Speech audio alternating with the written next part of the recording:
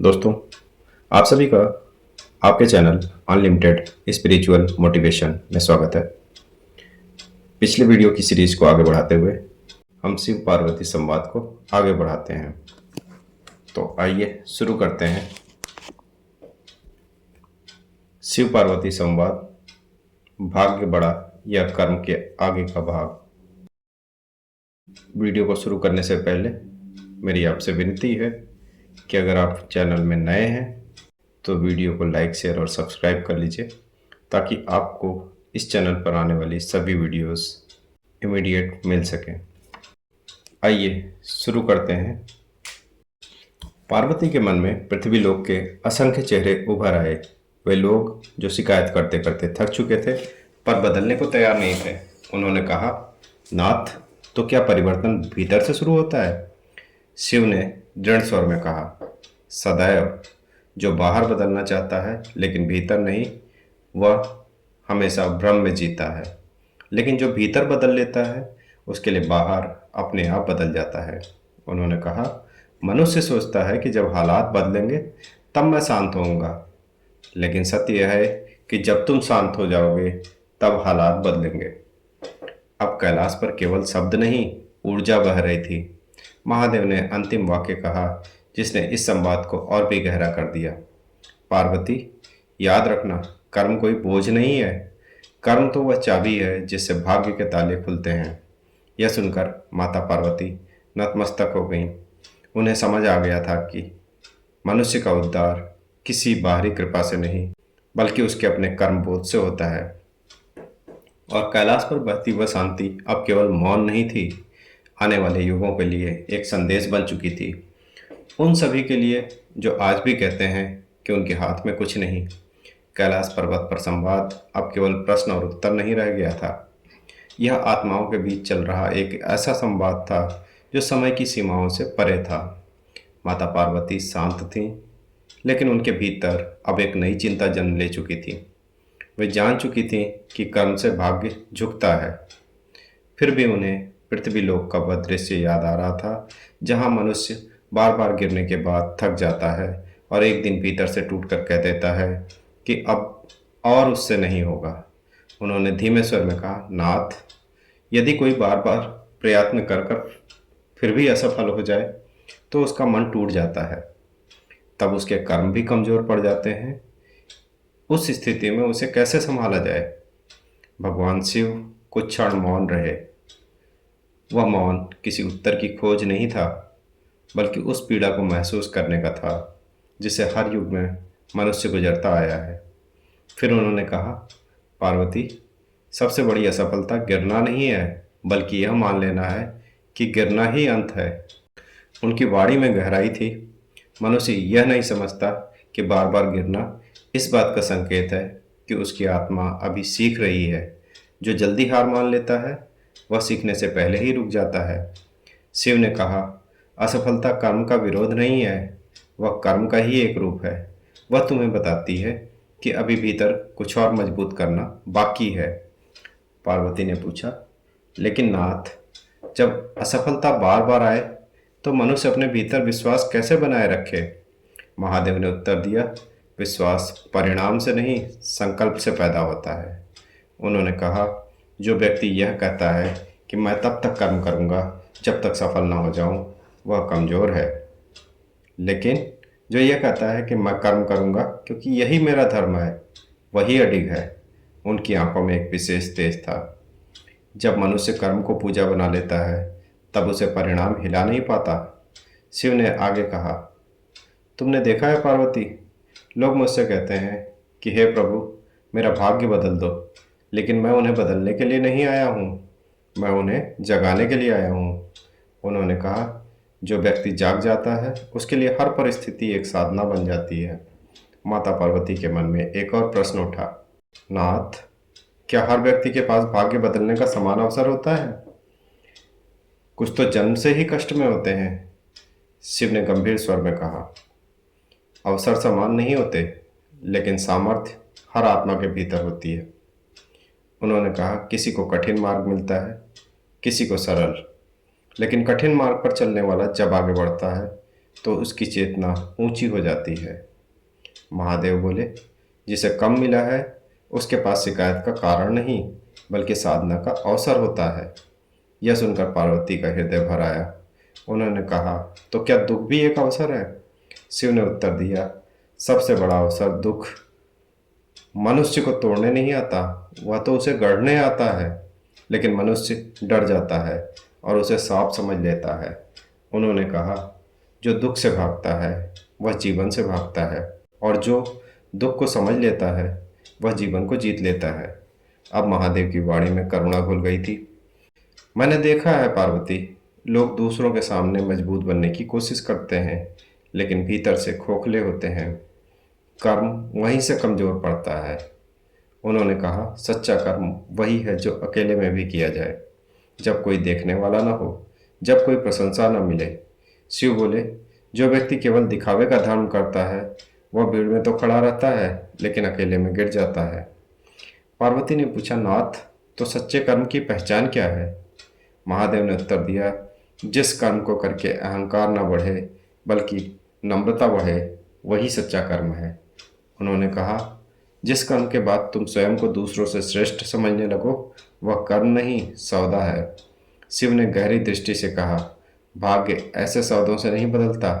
कुछ क्षणों बाद उन्होंने आगे कहा, मनुष्य अक्सर सोचता है कि मैं कब मुक्त होऊंगा, लेकिन वह यह नहीं पूछता मैं किन बातों से बंधा हूँ। उन्होंने कहा, लालच, भय, तुलना और शिकायत, यही वे जंजीरें हैं जो कर्म को कमजोर बना देती हैं। पार्वती ने धीरे से कहा, नाथ, क्या इन जंजीरों को तोड़ा जा सकता है? शिव ने दृढ़ स्वर में कहा, एक एक करके, हर दिन। कोई एक दिन में मुक्त नहीं होता।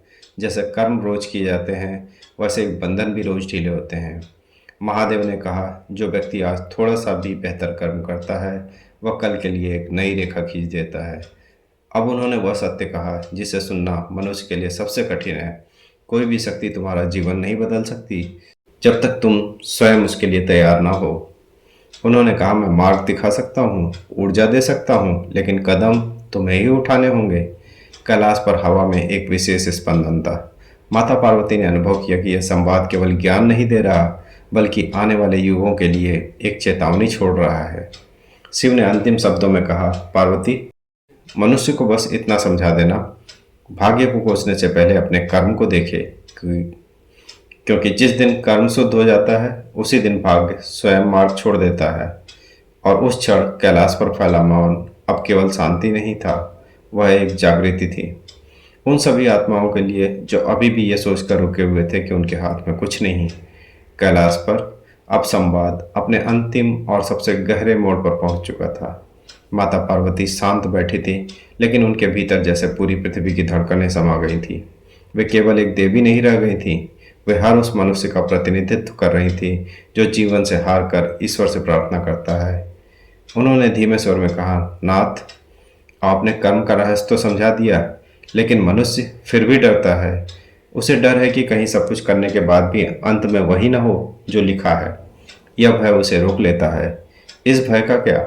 भगवान शिव ने यह सुनकर आंखें बंद कर ली, जैसे वे उस भय की जड़ तक उतर रहे हों। फिर उन्होंने कहा, पार्वती, भय ही वह अंतिम दीवार है जो मनुष्य और उसके भाग्य के बीच खड़ी होती है। उनका स्वर गंभीर था लेकिन कठोर नहीं। मनुष्य कर्म नहीं करता क्योंकि वह डरता है और फिर कहता है कि भाग्य ने साथ नहीं दिया, जबकि सत्य यह है कि उसने स्वयं को कभी पूरी तरह कर्म में डाला ही नहीं। शिव ने कहा, जो व्यक्ति असफल होने से डरता है वह पहले ही असफल हो चुका होता है, क्योंकि कर्म निर्भयता से जन्म लेता है। उन्होंने कहा, याद रखना, कर्म का फल कभी तुम्हें छोटा नहीं बनाता, या तो वह तुम्हें सिखाता है या ऊंचा उठाता है। पार्वती के नेत्रों में अब कोई प्रश्न नहीं था, केवल गहन ध्यान था।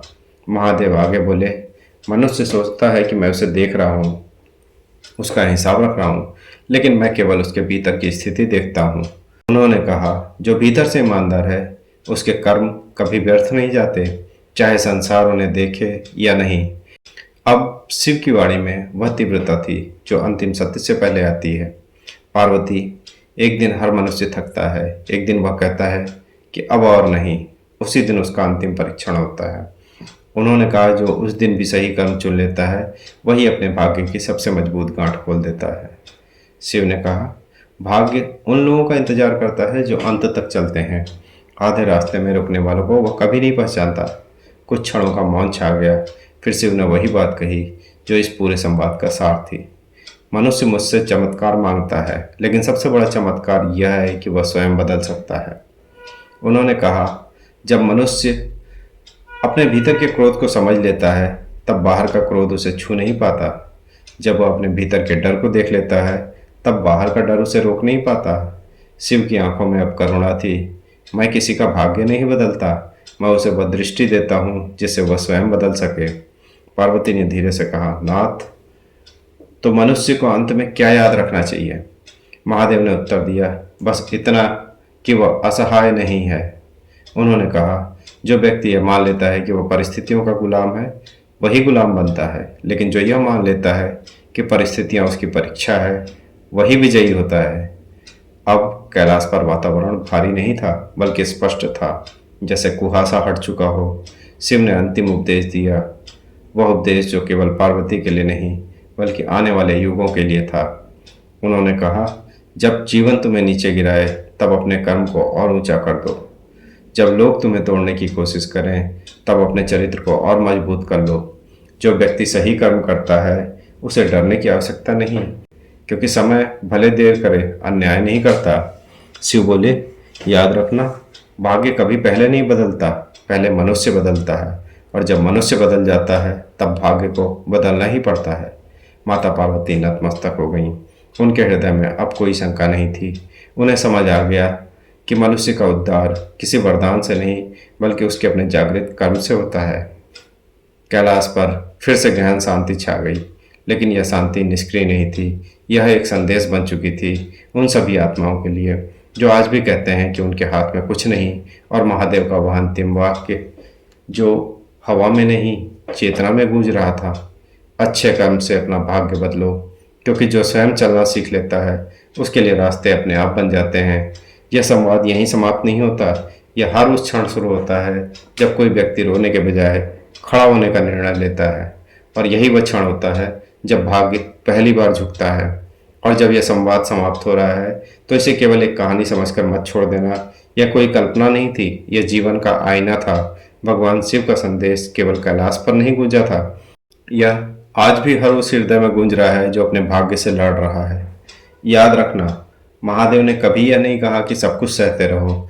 उन्होंने कहा, समझ के कर्म करो। जिस दिन तुमने अपने दुख को दोष नहीं, दिशा बना लिया, उसी दिन से परिवर्तन शुरू हो जाता है। भाग्य बाहर नहीं बदलता, वह भीतर झुकता है।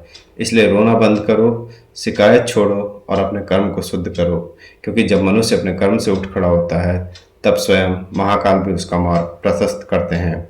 अगर यह संदेश आपके हृदय तक पहुंचा है, तो समझ लेना यह भी एक संकेत था। हर हर महादेव। अगर आपको वीडियो अच्छी लगी है और इससे छोटा सा भी ज्ञान आपने अपने जीवन में शामिल किया है, तो इस वीडियो को लाइक, शेयर और सब्सक्राइब कर दीजिएगा, ताकि आगे आने वाली सभी वीडियोस आपको समय से मिल सके। वीडियो को ध्यान से सुनने के लिए आपका बहुत बहुत धन्यवाद।